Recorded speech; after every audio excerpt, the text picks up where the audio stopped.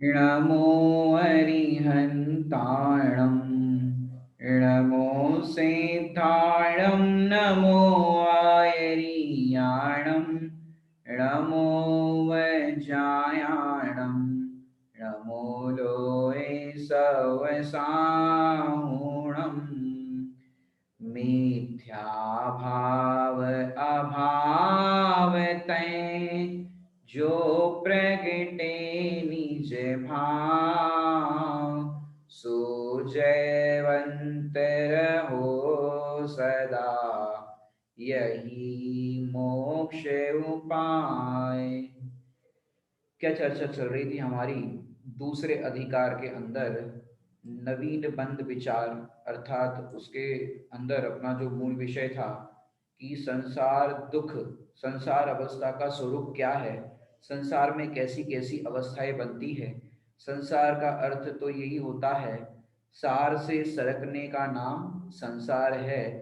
यूं तो जीव अपने को जो उसका स्वरूप है वो नहीं जानने के कारण रागी द्वेषी क्रोध मान माया रूप विभाव रूप परिणमन करता है और इसी से ही संसार बना रहता है। तो ये संसार की जो अवस्थाएं नाना प्रकार की बनती हैं, तो इन संसार के अंदर क्या क्या अवस्थाएं बनती हैं उसका निराकरण टोडरमल जी साहब ने इस दूसरे अधिकार के अंदर बताया है कि जीव अनादि से कर्म से बंधा हुआ है और कर्म से बंधा हुआ होने पर भी जीव को नए नए कर्म बंध हर समय हो ही रहे हैं। तो ऐसे बंधन की अवस्था का यहाँ पर वर्णन किया। फिर उस बंध से कैसे छूटे उसको भी टोडरमल जी साहब आगे बताएंगे। अभी अपन कल जो चर्चा अपनी चली थी उससे चर्चा आगे बढ़ाते हैं। कल जो अपनी चर्चा चली थी कि कर्म का किस तरह से क्या होता है, अब आगे का देखिए। यहाँ पर प्रश्न नया खड़ा करते हैं। यहाँ पर श्रोता उवाच, जड़ पुद्गल परमाणु को अनेक कर्म रूप परिणमन की शक्ति का कारण क्या है? कल हमने देखा था कि भाई चेतन और पुद्गल दोनों भिन्न भिन्न हैं और दोनों भिन्न भिन्न होने से दोनों का बंधन कैसे हो, तो वहां पर दृष्टांत भी दिया था कि पुद्गल पुद्गल परमाणु का जिस तरह से बंधन होता है वैसे चेतन का भी बंधन संभव है। इस तरह से वहां पर कल सिद्ध किया था। अब यहाँ पर प्रश्न ऐसा है कि भाई जड़ पुद्गल परमाणु को अनेक कर्म रूप परिणमन की शक्ति का कारण क्या है कि अनेक कर्मों से वो कैसे बनता है? परमाणु तो जो है पुद्गल परमाणु वो तो जड़ है और जड़ है उसमें कोई ज्ञान तो है नहीं। कल अपन ने देखा था उसका कि जड़ पुद्गल परमाणु है, कर्म है, उसमें ज्ञान नहीं है कि जिससे वो इस तरह से प्रवर्तित करे कि मुझे कर्म बंद होना है तो कैसे कर्म बंद हो, तो ऐसा उसके अंदर तो है नहीं। तो उसके अंदर परिणमन की शक्ति का कारण क्या है, वो किस कारण से होता है, उसके पास ऐसी क्या पावर है कि वो जड़ पुद्गल परमाणु अनेक कर्म रूप परिणमन करने का इस तरह से पूरा कर्म बंधन होता है। कारण क्या है? तो यहाँ पर अपन देखते हैं। दृष्टांत दिया, जीव भाव का निमित्त ही कारण, मतलब निमित्त कारण होता है। माने आपने सबने सुना ही होगा, जो अपन ने पांच समय में भी चर्चा की थी, निमित्त नैमित्तिक संबंध होते हैं, निमित्त होता है। तो यहाँ पर दृष्टांत देते हैं। यहाँ पर देखिए बहुत सुंदर दृष्टांत दिया है। क्या कह रहे हैं यहाँ पर कि जैसे मंत्र निमित्त से जलादि में, जलादि मतलब जलाना ये बात नहीं है, जलादि मीन्स वाटर, मंत्र जैसे मंत्र निमित्त से जलादि में रोगादि दूर करने की शक्ति होती है तथा कंकरी आदि में सर्प आदि रोकने की शक्ति होती है। अब देखो यहाँ पर दृष्टांत दिया है, वो कैसा दृष्टांत दिया है? निमित्त नैमित्तिक। अब जब परिणमन होता है और उसका उस रूप ही होना होता है तो निमित्त नैमित्तिक संबंध बताया जाता है। लेकिन निमित्त नैमित्तिक संबंध को हम क्या करते हैं, तो बताएगा हमें। निमित्त नैमित्तिक संबंध को हम क्या करते हैं कि हम निमित्त नैमित्तिक संबंध को कर्ता कर्म संबंध मान लेते हैं। कर्ता कर्म तो नाम सुना होगा, भाई ऐसा कोई बीमार हो गया था और किसी पीर बाबा के पास या किसके पास लेके गए और उसने एक पानी ऐसा दिया पीने के लिए और पानी पी लिया, उसका भूत भाग गया, उसका रोग ठीक हो गया, ऐसा हो गया। तो भाई वो पानी के पीने से नहीं हुआ।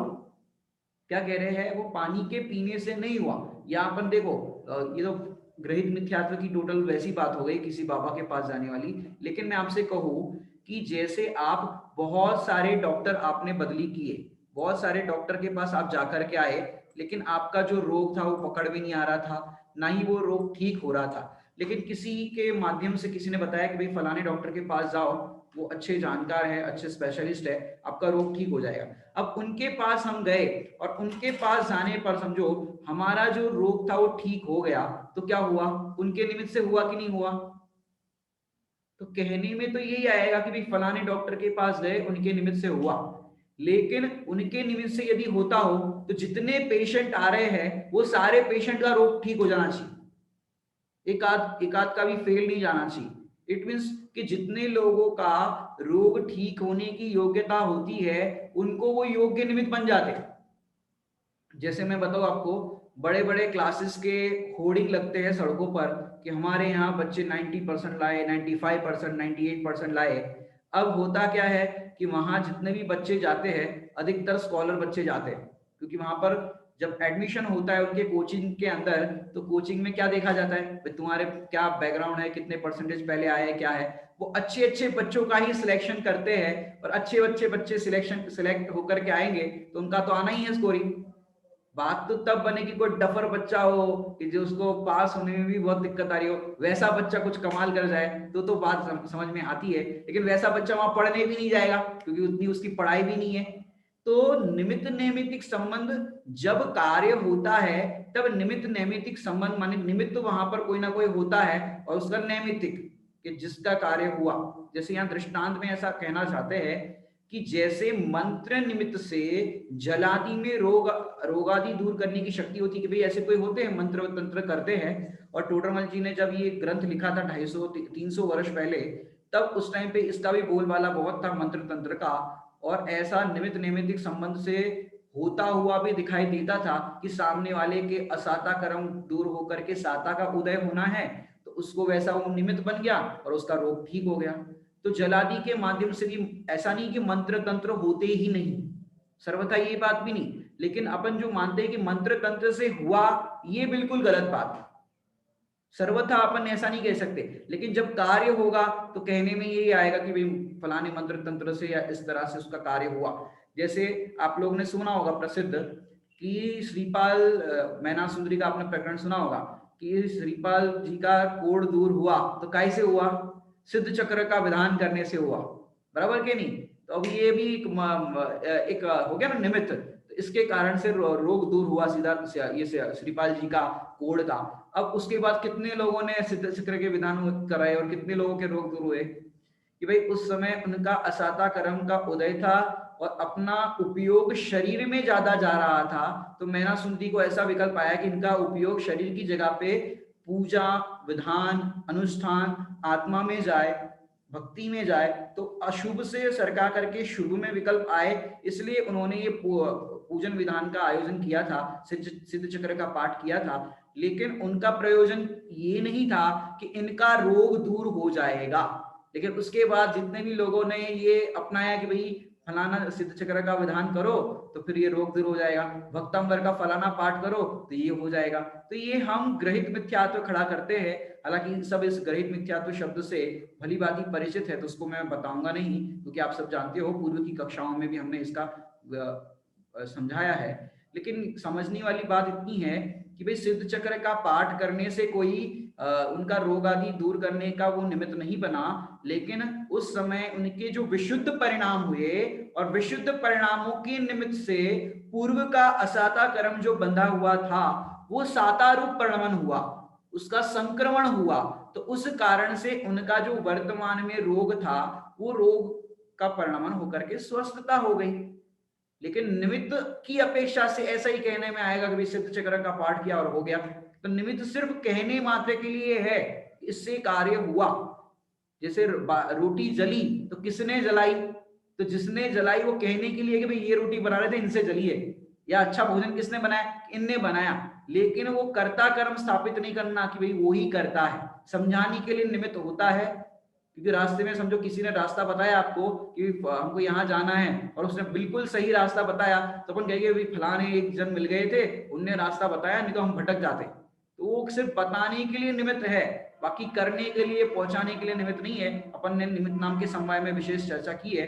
तो जलादि में रोग आदि दूर करने की शक्ति होती है, एक एग्जाम्पल दिया। दूसरा दिया कंकरी आदि में सर्प आदि को रोकने की शक्ति होती है। ये कंकर होता है, कंकर पत्थर, यहाँ सर्प आ रहा है और एक कंकरी ऐसे वहां पर ऐसे डाली तो वो रुक जाएगा। वो सब मंत्र तंत्र विद्या वाले होते हैं, इस तरह से एक कंकरी भी फेंके मंत्र पढ़ करके तो सर्प रुक जाएगा, आगे गमन नहीं करेगा। और तो और मैं आपको क्या बताऊं कि आप अपने नगर में हो, अपने घर में हो, आपको सांप काट ले, काटेगा नहीं, ये तो हम एग्जांपल दे रहे हैं, आपको सांप काटे और आप एक नंबर है हमारे पास, उस नंबर पर आप कांटेक्ट करो और वहां पर आप बोलो कि भाई हमारे इसको सांप काटा है, वो हजारों किलोमीटर दूर बैठा व्यक्ति मांत्रिक, वो अपने जिसको सांप काटा है उसके उधर फोन लगाने का, उसको मतलब कान पे फोन रखने का, वो वहां से मंत्र फूकेगा और यहाँ इसका सांप का जहर उतर जाएगा। ऐसा भी होता है, इस तरह के जहर वगैरह चढ़ जाते हैं तो मंत्र वहां से बोलेगा और वहां की मंत्र तंत्र में भी शक्ति होती है किंचित। फिर अपन यही मान लेंगे मंत्र तंत्र है, ये मंत्र तंत्र, ऐसा नहीं, वो निमित्त निमित्त। अब उस व्यक्ति की आयु कर्म बाकी हो और उसका जीवित रहना है तो वो निमित्त बन जाएगा, बाकी कोई ऐसा है नहीं। डॉक्टर्स, अपन जो ऐसा मानते ना डॉक्टर्स की दवाई से रोग ठीक हुआ, तो ये भी मिथ्यात्व है। डॉक्टर की दवाई से रोग ठीक हुआ, हम जो अच्छा अच्छा भोजन करते हैं उससे प्रोटीन बढ़ता है, उससे ये बढ़ता है, इससे विटामिन बढ़ता है, ये सब मानना भी मिथ्यात्व है। स्वयं परिणमन सबकी योग्यता से सब कार्य होता है। तो यहाँ पर दो दृष्टांतों से इतना कहना चाहते हैं कि भाई ऐसा निमित्त नैमित्तिक संबंध होता है, नहीं होता ये बात नहीं। अब उससे क्या कहना चाहते हैं, उसी प्रकार जीव भाव के निमित्त से पुद्गल परमाणुओं में ज्ञानावरणादि रूप शक्ति होती है। कि यहाँ देखो, जैसे वहां पर मंत्र का प्रभाव बताया कि यहाँ जीव ने मंत्र माने एक व्यक्ति ने मंत्र पढ़ा तो वहां पर सांप रुक गया, नदी का प्रवाह तक रोक सकते। मंत्र तंत्र होते ना, नदी बहुत तेज से इस तरफ बढ़ रही है, आपका नगर डुबाने के लिए पूरा पानी आ रहा है, लेकिन मंत्र का ऐसा प्रभाव कि वो उसको वहीं पर रोक देंगे। पुराने जमाने में तो या चौथे काल में कहो तो विद्याओं का प्रभाव होता था, विद्याधर होते थे बड़े बड़े, ये रावण वगैरह थे जो वो विद्याधर थे, तो उनकी विद्याओं के प्रभाव से नाना प्रकार की विद्याएं ऐसी होती थी कि उस विद्याओं के बल से वो कुछ भी कर सकते थे। जैसे रावण के पास थी बहुरूपणी विद्या, तो बहुरूपणी विद्या के बल पर रावण ने क्या किया कि राम का रूप धारण कर लिया। ऐसे वो कुछ भी कर सकते थे, ऐसे विद्याओं का मंत्र तंत्र का प्रभाव देखा जाता था। लेकिन जब तक आपके असाता का या पाप का उदय ना हो तब तक आपका कोई कुछ बिगाड़ करने में भी निमित्त नहीं बन सकता, सुधार करने में भी निमित्त नहीं बन सकता। तो यहाँ पर निमित्त नैमित्तिक संबंध बता करके जो कर्मों का भी बंधन होता है उसको समझाना है कि उसी प्रकार जीव भाव के निमित्त से कि जीव ने यहाँ पर परिणाम किए, कौन से परिणाम किए कि जीव ने यहाँ पर मोह राग द्वेष के परिणाम किए, क्रोध मान माया लोभ आदि के परिणाम किए।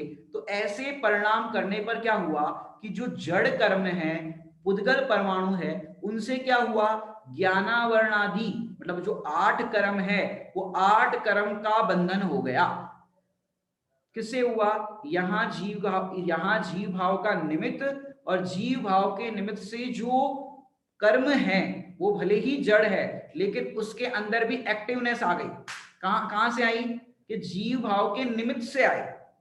जैसे यहाँ पर शरीर है तो शरीर के अंदर ये हलन चलन आदि दिखाई देता है, वो किससे दिखाई देता है, स्वतंत्र रूप से ये जो बॉडी है वो अपना हलन चलन कर सकती है क्या, कि स्वतंत्र रूप से ये जो बॉडी है शरीर है वो हलन चलन नहीं कर सकती।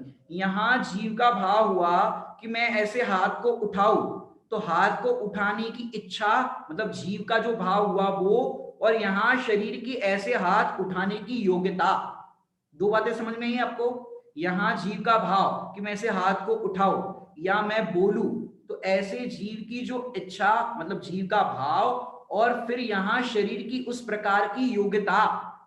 अब दो चीजें क्यों समझा रहा हूं आपको कि जैसे किसी को वन साइड पैरालिसिस हो जाता है, सुना होगा आपने पैरालिसिस, एक साइड का पूरा पैरालिसिस हो जाता है। अब उस समय जीव इच्छा तो करता है कि मैं हाथ को उठाऊं, लेकिन उस समय शरीर के अंगों का उस रूप से हलन चलन रूप परिणमन नहीं होता।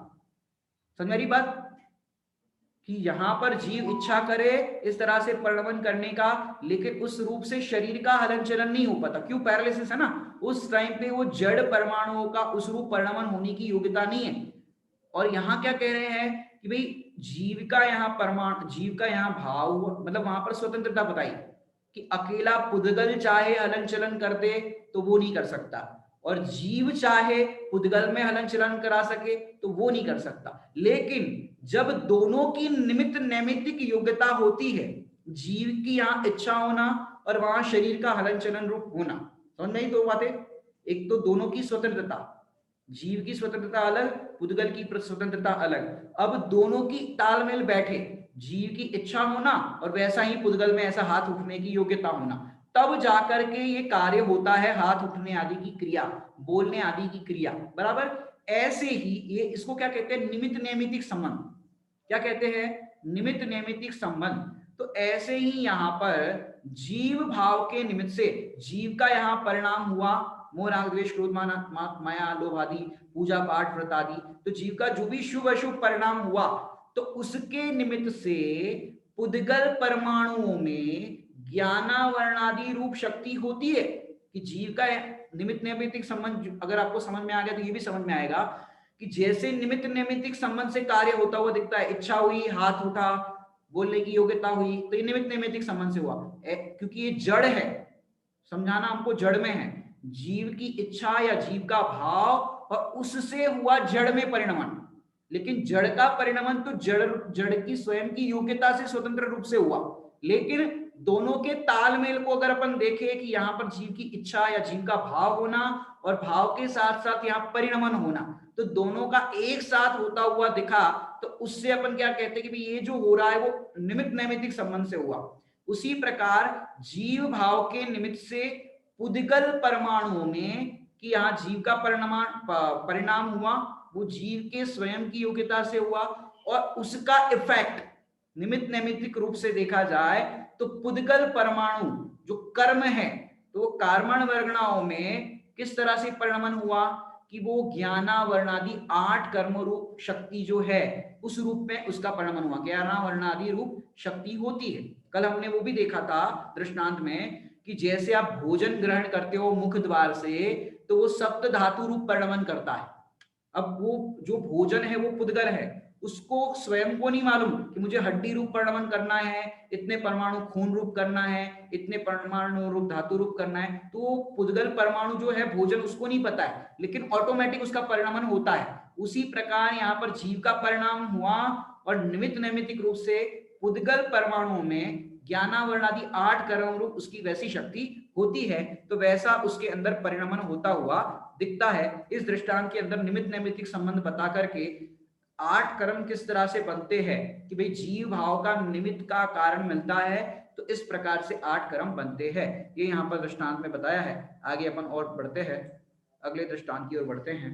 अब कह रहे हैं अनेक इंद्रियों के द्वारा होने वाला ज्ञान एक साथ होता है या क्रमशः। अब अनेक इंद्रियां कितनी है, अनेक इंद्रियां लिखा है यहाँ पर, तो इंद्रियां कितनी होती है,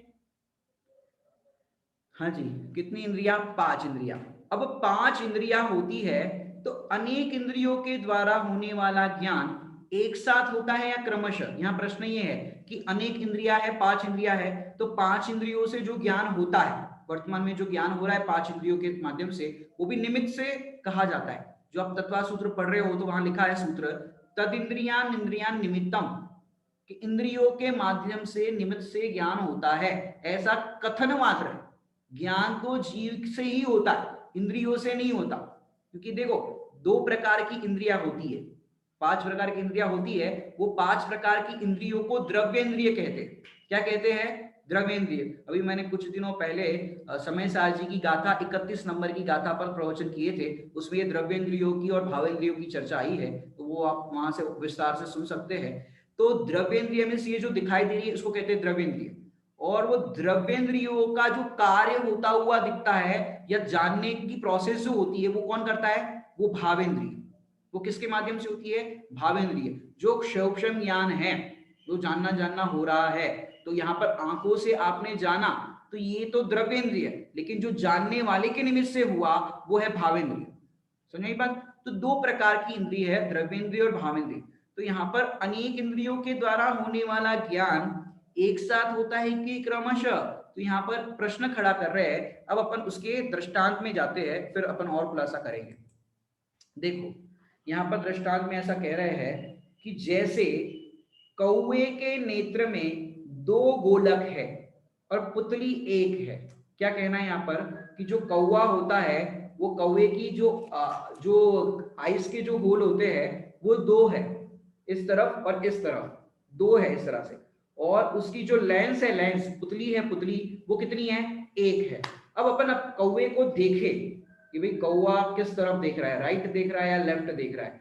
तो कौवे के नेत्र में 2 गोलक है अर्थात 2 गोल है और पुतली 1 है, लेंस 1 है। वह फिरती शीघ्र है, कितनी फास्ट उसकी जो लेंस है घूमती है, शीघ्र है, उससे दोनों गोलकों का साधन करती है, कि उससे दोनों गोलक का काम करती है। आप पकड़ ही नहीं पाओगे कि भाई यहाँ भी आंखें यहाँ भी आंखें, आपको लगेगा कि 2 है, लेकिन है कितनी, कि है 1। ये दृष्टांत के अंदर ये बता रहे हैं कि भाई कौवे के नेत्र में 2 गोलक है, पुतली 1 है, वह फिरती शीघ्र है। मतलब यहाँ पर शीघ्र शब्द है वो ज्यादा समझने लायक है कि इतनी फास्ट प्रोसेस उसके आइस की होती है कि हमको क्या लगता है कि भाई 2 आंखें, तो ऐसा हमको लगता है 2 आंखें हैं, लेकिन है कितनी, 1।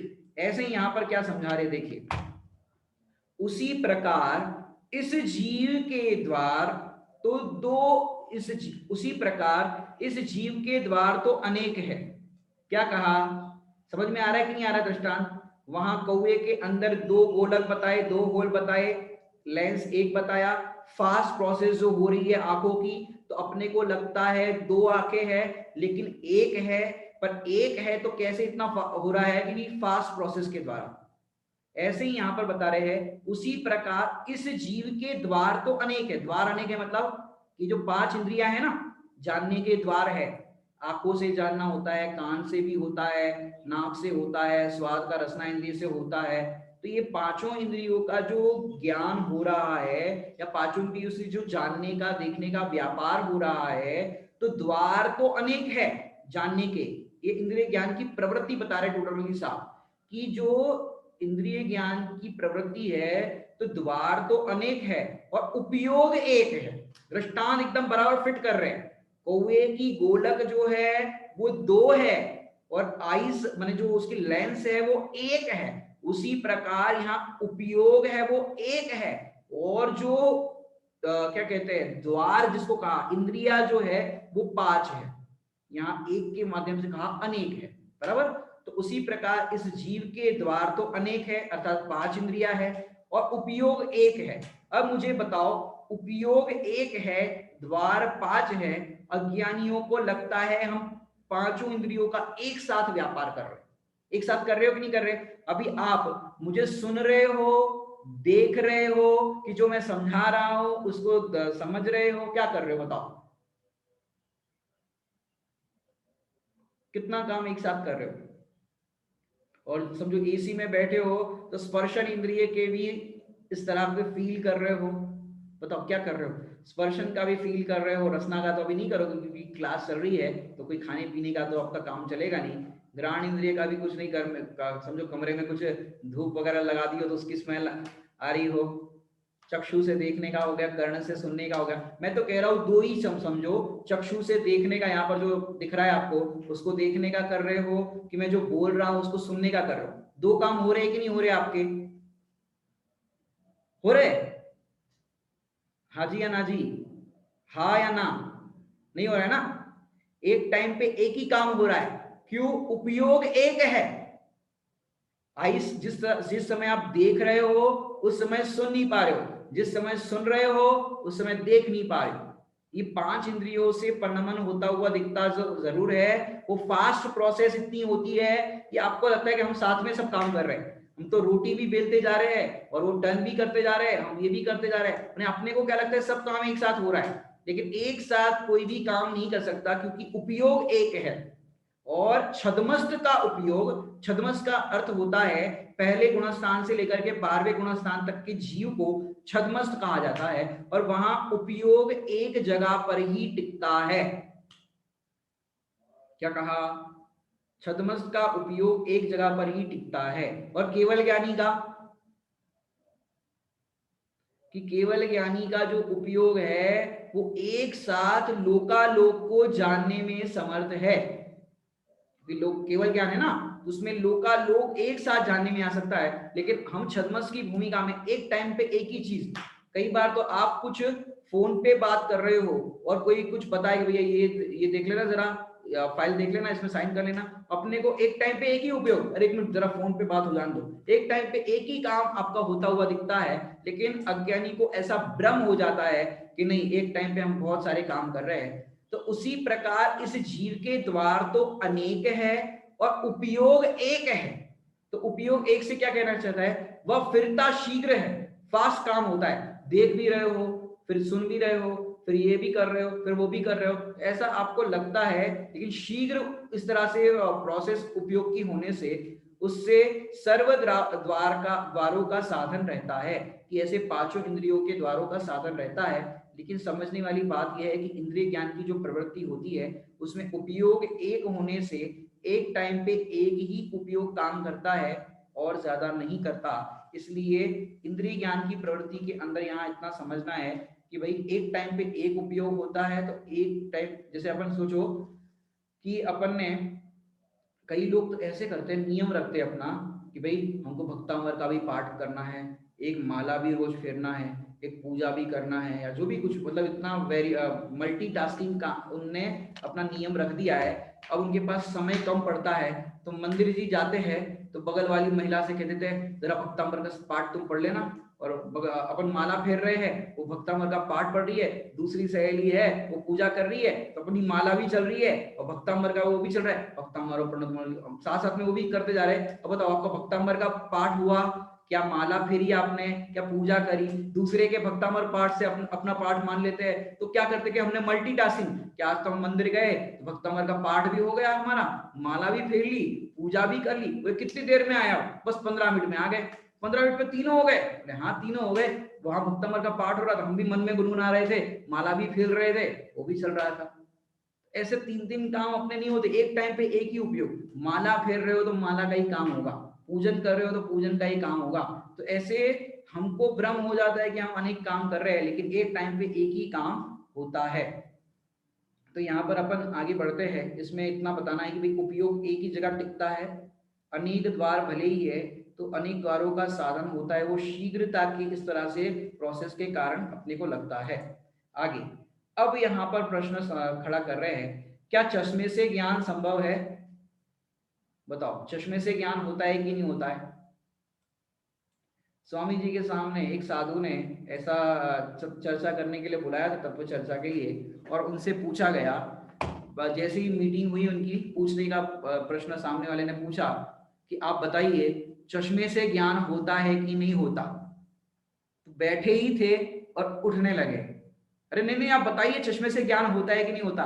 बोले हो गई चर्चा, हम कह रहे हैं आंखों से ज्ञान नहीं होता और तुम पूछ रहे हो चश्मे से ज्ञान होता है कि नहीं होता। तो ऐसे प्रश्न वहां पर उत्पन्न हुआ था, तो उन्होंने ऐसा उत्तर देकर के वहां से वापस आ गए थे। लेकिन यहाँ पर टोडरमल जी साहब ने भी ऐसा प्रश्न किया, क्यों? हमको लगता वही है, अरे मेरे चश्मा कहाँ है, मेरा चश्मा कहाँ है, देखा, अरे पढ़ नहीं पा रहे, देख नहीं पा रहे, मेरा दूर का चश्मा है, पास का चश्मा है, कभी कुछ पढ़ना हो तो चश्मे की जरूरत पड़ती है। तो टोडरमल जी साहब के जमाने में हो सकता है चश्मा आ गया होगा, कितने साल पहले, 300 साल पहले, पता नहीं 300 साल पहले चश्मा होगा कि नहीं होगा, अब उनके जमाने में कुछ और हो क्या हो, लेकिन प्रश्न खड़ा किया है, इट मींस चश्मे का वहां पर कुछ होना चाहिए इस प्रकार से। तो प्रश्न खड़ा किया है, क्या चश्मे से ज्ञान संभव है? आप लोग का क्या मानना है, चश्मे से ज्ञान होता है कि नहीं होता? आप लोग तो मना कर रहे हो, लेकिन टोडरमल जी साहब देखते हैं क्या कहना चाहते हैं, चश्मे का भी उन्होंने लिया है, तो उससे वो कहना क्या चाहते हैं उसको भी अपन देखते हैं कि चश्मे से ज्ञान होता है कि नहीं होता। अपन दृष्टांत में जाते हैं। हाँ जी, इंद्रिय और ज्ञान में निमित्त नैमित्तिक संबंध, टाइटल क्या दिया है यहाँ पर, इंद्रिय और ज्ञान में निमित्त नैमित्तिक संबंध। जिस प्रकार जिसकी दृष्टि मंद हो वह अपने नेत्र द्वारा देखता है परंतु चश्मा लगाने पर ही देखता है। जैसे किसी की आंखों की शक्ति जो है वो कमजोर हो, माने आंखें कमजोर हो, उसको देखने की जो शक्ति है वो कमजोर हो, मंद हो, तो वह अपने नेत्र द्वारा, वो दृष्टि मंद हो तो वह अपने नेत्र द्वारा ही देखता है परंतु चश्मा लगाने पर ही देखता है। मतलब देखो, आप देखो किसी के बहुत माइनस में नंबर हो अब उसको कौन सा चश्मा लगाए कि वो देख पाएगा। अभी हमारे पास एक लड़का आया था, बच्चा आया था, स्कूल में पढ़ता है, तो उसके कितने -14 नंबर थे। कितने नंबर? -14।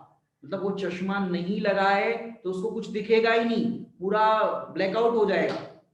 अब वो जितना भी देख पा रहा है वो चश्मे के कारण देख पा रहा है कि उसकी आंखों में उतनी शक्ति भी है कि जिसके माध्यम से वो देख पा रहा है। बताओ, चश्मे से देख पा रहा है कि उसकी आंखों के माध्यम में, मतलब आंखों में जितनी शक्ति है उससे वो निमित्त बन रही है कि भाई उसके आंखों में जितनी शक्ति है और वो चश्मा उतने नंबर का उसको निमित्त बन रहा है। अगर उतनी भी उसमें शक्ति नहीं होती तो एक काम करो, अंधे व्यक्ति को, किसको? अंधे व्यक्ति को चश्मा लगा दो तो अंधा व्यक्ति देख पाएगा कि नहीं देख पाएगा? बताओ, क्या कह रहे हैं? अंधे व्यक्ति को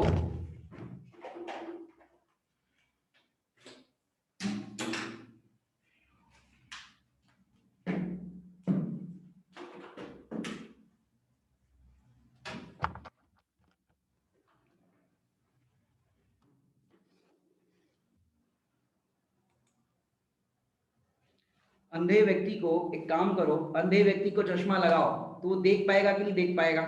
अंधा व्यक्ति क्यों नहीं देख पाएगा? चश्मा है तो चश्मे से अभी ज्ञान होना संभव है, तो अंधे व्यक्ति को लगा दो वो भी देख लेगा। कि ऐसा नहीं है, यहां पर जो लिखा ना, जिस प्रकार जिसकी दृष्टि मंद हो वह अपने नेत्र द्वारा ही देखता है।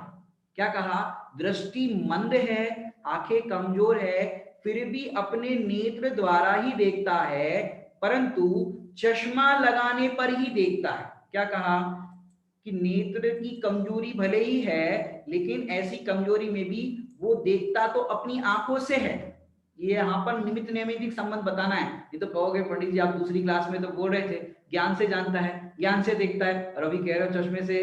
तो वो यहाँ पर समझाना निमित्त नैमित्तिक संबंध है, इसलिए कोई विरोधाभास नहीं समझना। समझाना इतना है कि भाई इंद्रिय और ज्ञान में निमित्त नैमित्तिक संबंध है। क्या है? इंद्रिय और ज्ञान में निमित्त नैमित्तिक संबंध है। जिस प्रकार जिसकी दृष्टि मंद हो वह अपने नेत्र द्वारा ही देखता है, परंतु चश्मा से देखता, चश्मा लगाने पर ही देखता है। अर्थात देखता तो है अपनी आंखों से, भले ही वो मंद शक्ति है, लेकिन वो मंद शक्ति को भी ज्यादा स्पष्ट रूप से जानने में निमित्त जो हो रहा है वो चश्मा हो रहा है। लेकिन मूल ताकत तो किसकी है? कि जीव जो उसकी स्वयं की आइस की जो शक्ति है उससे वो जान रहा है, उसकी जो नेत्र की शक्ति है उससे ही वो जान रहा है। एक जगह पर लिखा था कि यहाँ पर पढ़ने वाला चश्मा मिलता है। कौन सा चश्मा मिलता है? पढ़ने वाला चश्मा मिलता है। तो एक व्यक्ति वहां पर चला गया कि भाई हमको किताब विताब पढ़ने वाला चश्मा दो, कुछ हम पढ़ ले। तो उसको पढ़ने वाला चश्मा के लिए उसको फिर आप जाते हो चश्मा लेने के लिए तो आपको एक लगाया जाता है यहाँ पर लेंस, और फिर पढ़ाते हैं। बताओ ये पढ़ने में आ रहा है कि नहीं आ रहा है, ये पढ़ने में आ रहा है कि नहीं आ रहा है, ये क्या लिखा है, पढ़ो, पढ़ के बताओ, ये वाक्य पढ़ के बताओ। तो इतने सारे लेंस बदल बदल करके देख लिए, लेकिन वो पढ़ ही नहीं पा रहा है, पढ़ ही नहीं पा रहा है। तो उसने सोचा कि भाई इसकी कितनी रोशनी कमजोर है कि वो पढ़ ही नहीं पा रहा है, पढ़ नहीं पा रहा है। बोले आपको कौन सा नंबर है, कैसा क्या है, आप पढ़ नहीं पा रहे हो, कभी पहले लगाया कि चश्मा? बोले साहब आपने यहाँ बोर्ड लगाया है पढ़ने वाला चश्मा मिलता है, तो हमको ऐसा पढ़ने वाला चाहिए। बोले तुम कहाँ तक पढ़े हो? बोले हम तो अनपढ़ है, लेकिन यहाँ बोर्ड मारा था ना कि भाई पढ़ने वाला चश्मा मिलता है, तो हमने सोचा यहाँ पढ़ने वाला चश्मा मिलेगा। अब अनपढ़ व्यक्ति को चश्मा लगा दो तो वो पढ़ पाएगा कि नहीं पढ़ पाएगा? कि जैसे वो अनपढ़ व्यक्ति पढ़ता तो अपने उस भाषा ज्ञान से, उस जो ज्ञान है उस अक्षर संबंधी, नहीं तो काला अक्षर भैंस बराबर। अब आपके सामने कोई तमिल मलयालम कन्नड़ की भाषा, वो जलेबी जलेबी वाले राइटिंग जो होते हैं वो आपके सामने रख ले, तो आप पढ़ पाओगे कि नहीं पढ़ पाओगे? क्यों? उसका ज्ञान ही नहीं ना। इट मीन्स ज्ञान से ही पढ़ा जाता है, ज्ञान से ही ज्ञान होता है। लेकिन आंखों की कमजोरी होने पर चश्मा आदि बहिरंग में निमित्त भूत वर्तमान के साधन है, तो उसमें भी जीव जो व्यक्ति है उसकी आंखों की रोशनी मंद होने पर भी, जितनी भी मंद हो, उसको थोड़ा सा स्पष्ट रूप से प्रकाशित होने के लिए चश्मा वहां पर निमित्त भूत साधन बताया गया है। लेकिन उस समय भी वह अपने नेत्र द्वारा ही देखता है, परंतु चश्मा द्वारा ही देखता है, परंतु चश्मा लगाने पर ही देखता है, उसके अलावा उसको नहीं दिखेगा, वो समझ में नहीं आएगा उसको स्पष्ट रूप से। तो देखता है, बिना चश्मे के नहीं देख सकता। दृष्टांत क्लियर? निमित्त नैमित्तिक संबंध से यहाँ पर चश्मा को बताया कि चश्मे से देखता है, लेकिन नेत्र द्वारा ही देखता है, यहाँ पर दृष्टांत में ये बताया। अब यहाँ क्या कहना चाहते हैं, तथा जिस प्रकार नेत्र तो जैसे के तैसे है, कि उसकी जो आइस है, आंखें है, वो तो जैसी की तैसी है, उसमें किसी भी प्रकार का फेरफार नहीं हो रहा है, आंखें तो जैसी की तैसी रहती है, परंतु चश्मे में कुछ दोष हुआ हो तो नहीं देख सकते। अब चश्मे के अंदर कोई कचरा आ गया हो, चश्मे के अंदर कुछ फूट गया हो, या कुछ किस तरह का प्रॉब्लम आ गया हो, या हो सकता है उसके नंबर बढ़ गए हो और वो चश्मा जो है वो कम नंबर का हो, या जो भी है उसका वेरिएशन हो, तो चश्मे में कुछ दोष हुआ हो तो नहीं देख सकते। अथवा थोड़ा दिखता है या और का और दिखता है, एक का दो भी दिखता है नंबर, किसी दूसरे का चश्मा पहन के देखो, आपको जो नंबर है उसके अलावा दूसरे का चश्मा पहन के देखो तो आपको कुछ और का और ही दिखता है, और आप चश्मा लगाओ तो उसका बराबर उसका उपयोग नहीं कर पाते आप। तो यहाँ पर कह रहे हैं कि नेत्र तो जैसे के तैसे रहते, कि आइस तो जैसी की तैसी रहती है, परंतु चश्मे में कुछ दोष हुआ हो, चश्मा बदल गया हो तो नहीं देख सकते। ऐसा भी है, चश्मा बदल गया हो तो देख नहीं सकते। अथवा थोड़ा दिखता है, जैसे दूर का चश्मा है और आपको पास के चश्मे की जरूरत है, अब दूर के चश्मे से पास का काम होगा कि नहीं होगा? यहाँ पर ज्यादा मुझे चश्मे वाले ही सब दिख रहे हैं, तो बताओ, दूर का चश्मा आपका नंबर वो दूर का, और आप मतलब दूर का मतलब आपको पास का चश्मा चाहिए और दूर का चश्मा आपके पास हो, तो आपका काम होगा कि नहीं होगा? पढ़ने का काम है वो, क्यों नहीं होगा? क्योंकि कुछ और का और ही दिखता है। और टोटल साहब ने पूरा खोल करके बताया, मैंने दृष्टांतों से भी कितना विषय खोल रहे हैं, दृष्टांत भी समझा रहे हैं और दृष्टांत में सिद्धांत भी समझा रहे हैं।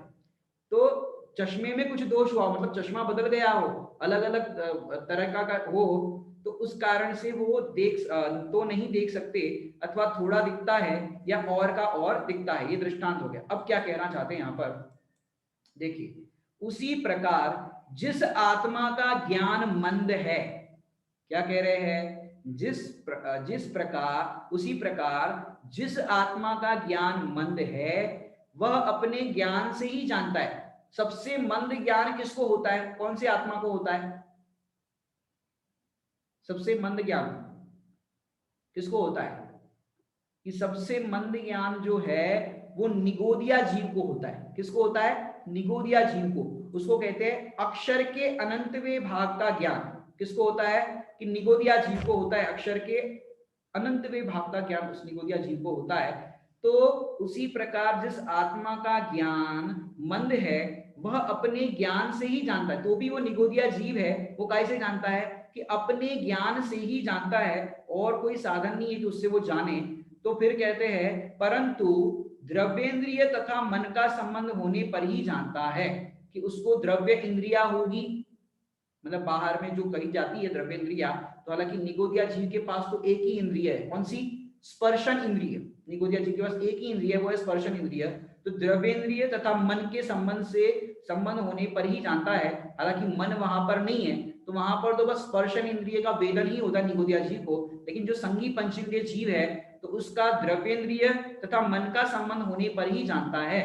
द्रव्येंद्रिय मतलब ये 5 इंद्रिय, और जो मन है उसके संबंध होने पर ही जानता है। उनके बिना नहीं जान सकता, कि उसके बिना वो जानना चाहे तो वो नहीं जान सकता। तथा अपना क्षयोक्षम तो जैसा का तैसा है, कि जो वर्तमान में क्षयोक्षम ज्ञान आपका है वो तो जैसा का तैसा ही रहता है, उसमें कोई फेरफार नहीं होता। लेकिन द्रव्येंद्रिय और मन, ये दोनों का संबंध होने पर जानने का प्रोसेस इस तरह से होता है। लेकिन मूल तो जीव जो है उसका ज्ञान मंद है, तो भी वो अपने ज्ञान से ही जानता है। और बाहर में देखा जाए तो द्रव्येंद्रिय तथा मन का संबंध होने पर ही जानता है, उनके बिना वो नहीं जान सकता, उसके बिना वो संबंध नहीं सकता। जैसे मैं आपको बताऊं, किसी के कान खराब हो गए, अब आप कितना ही बोलो, कितना जोर से बोलो, तो उसको सुनाई नहीं देगा। आंखों में अंधापन आ गया, नेत्र की ज्योतिहीन हो गई, अब उसको दिखाई नहीं देगा। बूढ़े लोग हो जाते हैं, वृद्ध हो जाते हैं, तो उनको देखने में थोड़ी सी तकलीफ हो जाती है, देखने में भी, सुनने में भी। ऊंचा सुनते हैं, जोर से बोलना पड़ता है। कई बार हम बोलते हैं अरे आप इतना जोर से क्यों बोल रहे हो? कि पंडित जी उनको थोड़ा ऊंचा सुनाई देता है इसलिए बोलना पड़ता है, बाकी बुजुर्ग है उनसे कौन जोर से बात करे, लेकिन ऊंचा सुनाई देता है। तो ऊंचा सुनाई देता है तो ऐसे जोर से बोलना पड़ता है। लेकिन द्रव्येंद्रिय का काम, मतलब ये कान काम करना बंद कर ले, तो बताओ वो कैसे सुन पाएंगे? तो द्रव्येंद्रिय तथा मन दोनों का संबंध होने पर ही जान सकता है, तथा अपना क्षयोक्षम तो जैसे का तैसा रहता है, तैसा होता है। परंतु यदि द्रव्येंद्रिय तथा मन के परमाणु अन्यथा परिणमित हुए हो तो जान नहीं सकता। कि कोई पागल हो जाए तो उसका मन जो है ना, मन जो जानने का इस तरह से होता है, समझ शक्ति है, वो उसकी काम नहीं करे तो पागल व्यक्ति को कोई कितना ही समझाए समझ में नहीं आएगा। लेकिन पागल व्यक्ति में इतना तो ज्ञान है, ऊपर का टी शर्ट ऊपर ही पहनेगा, नीचे का पैजामा नीचे ही पहनेगा, तो उतना तो उसके अंदर ज्ञान है। खाना है तो मुख से ही खाएगा और इंद्रियों से खाने का वो प्रोसेस नहीं करेगा।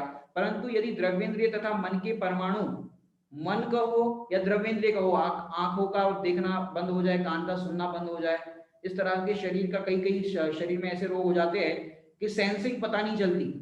कुछ आप कितना ही उसको हिलाओ डुलाओ, कोई कितना ही उसको मारे तो भी उसको सेंसिंग नहीं होती, क्योंकि शरीर में वो सेंसिंग खत्म हो जाती कई लोगों की। ऐसे जिस तरह किसी को यहाँ पैरालिसिस हो गया हाथ में, अब यहाँ पर आप कितना ही मारो उसको कुछ फील ही नहीं होगा, क्योंकि वो भाग जो है वो शून्य हो गया। तो शून्य होने पर वहां पर उसकी फीलिंग समझ में नहीं आती। तो वो, परंतु यदि द्रव्येंद्रिय तथा मन के परमाणु अन्यथा परिणमित हुए हो तो जान नहीं सकता, उसको उसकी फीलिंग नहीं होती, अथवा थोड़ा जानता है अथवा और का और जानता है, क्योंकि द्रव्येंद्रिय तथा मन रूप परमाणुओं के परिणमन और मति ज्ञान को निमित्त नैमित्तिक संबंध है। यहाँ पर क्या बताया अंत अंत में, क्योंकि द्रव्येंद्रिय तथा मन रूप परमाणुओं के परिणमन और मति ज्ञान को निमित्त नैमित्तिक संबंध है, कि ये पूरी जानने की जो प्रोसेस होती है, जो हमारा जानना होता है, बहिरंग में कहे तो द्रव्येंद्रिया, फिर ये जो भाव इंद्रिय के अंदर जो मन की तरफ से अपन कहते हैं कि जो मन है उसके द्वारा जो होता है जानना, तो उसको अपन कहेंगे मति ज्ञान के प्रोसेस से। तो ये निमित्त, ये देखा जाए तो पूरा जो जानने की प्रोसेस में देखा जाता है वो निमित्त नैमित्तिक संबंध से जानना होता है।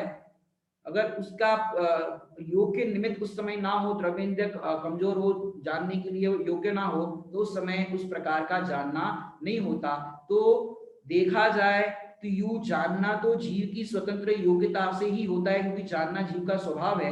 लेकिन बहिरंग में ये द्रव्येंद्रिय आदि निमित्त होते हैं, उस कारण से जानना होता है। तो चश्मे का भी दृष्टांत लेकर के बताया कि भाई चश्मा नहीं होगा या गलत होगा तो भी जान नहीं पाएगा, समझ नहीं पाएगा, क्योंकि वो चश्मा है वो बहिरंग निमित्त है, और मूल तो जीव, ये जो आंखों की शक्ति है, जानने की शक्ति है, वो ही खुद काम करती है, और उसमें वो सपोर्ट करती है ये चश्मा आदि साधन की जो व्यवस्था है, लेंस है, ये सारी चीजें। पहले अंदर की इंटरनल शक्ति ना हो तो बहिरंग चश्मा क्या करेगा, कि वो बहिरंग चश्मा कोई काम नहीं आएगा, क्योंकि इंटरनल शक्ति होनी चाहिए जीव की। जैसे भोजन आदि आप चबा नहीं सकते, आपके दांत कमजोर हो गए तो क्या करेंगे, कि दांत कमजोर हो गए तो हम उसका लिक्विड बना करके देंगे, सूप बना करके देंगे, जूस बना करके देंगे।